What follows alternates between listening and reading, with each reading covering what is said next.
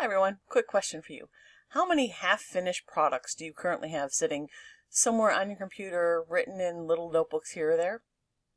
My guess is probably a lot. And that's what we're going to talk about today. My name is Shannon Schroeder. I am the F-Bomb coach, and I help ADHD women build sustainable systems for their businesses and their lives. So we've talked about task initiation, the ability to get started. What if one of the things you struggle with is that follow through, actually finishing things? Because while you start something, task initiation does require you, unless it's a one and done, like I could do it, finish the whole task today, you have to start again the next day and the next day. If you're building a course, if you're building a membership, it's not just I'm going to do it, I've got an hour and it's done. You might be able to do the first step in that hour, and the next day you have to come back again and again and again. It's not so much task initiation, but task completion, which is something that crosses a bunch of different skills. But we're going to talk specifically about why you have a problem following through and getting to the end. There's a few different things that all play into it. First up, I think, is probably the most common, what everybody talks about, shiny object syndrome. It is that rush that you get when you start something new. And that goes back to your brain and its ability to get dopamine is not working the way it should. For most ADHDers, the dopamine levels are low. All people are dopamine seekers. We all want dopamine because it makes us feel good. The problem is with ADHDers, their starting levels are typically lower. And so it takes more to get you there. And starting something new is exciting. And so you have a gazillion ideas and you want to do it, and starting it is great. But then as you get through it, it's like, it's not exciting anymore. The dopamine is worn off. And so then it's like, now it's just another thing that you got to do. That novelty is no longer there. Next up, we have a couple of things that go together. We have rejection sensitivity, we've got perfectionism, and then we've got panic quitting. And these three things all kind of work together to make sure that you don't hit the finish line.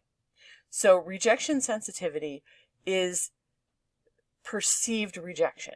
You don't actually have to be rejected to feel it, like really feel it.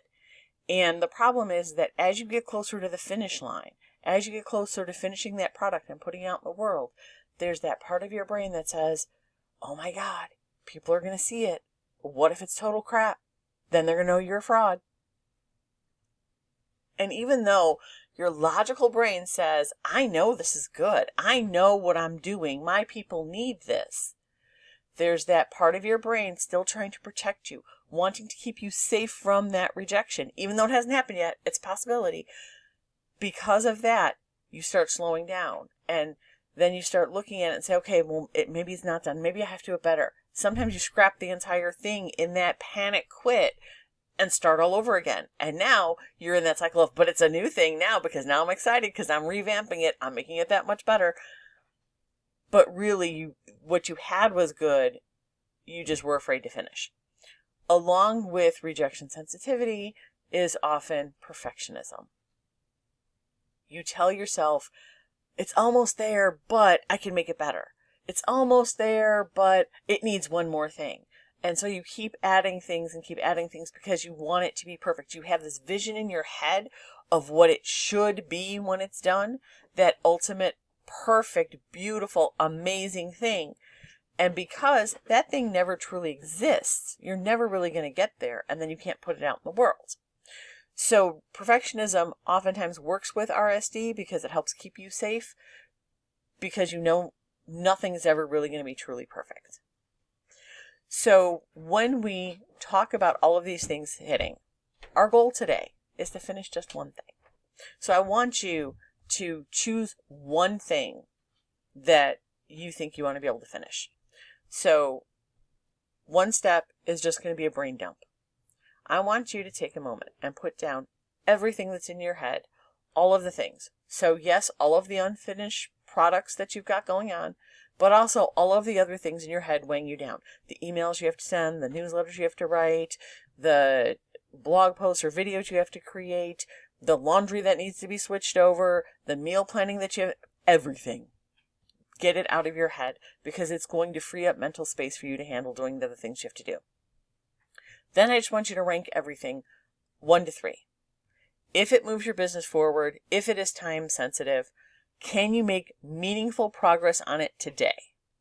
And whatever scores highest becomes your number 1 priority. That's it. That's like a down and dirty, I'm going to figure out which one thing I should do right now to get it done.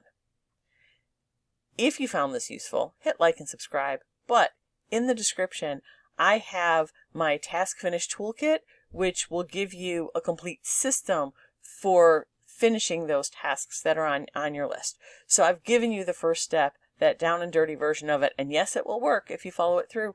But the Task Finish Toolkit it expands on some of those steps. It gives you a system that you can implement so that you can go back and attack that to-do list every time you find yourself struggling to finish. I'll see you in the next one.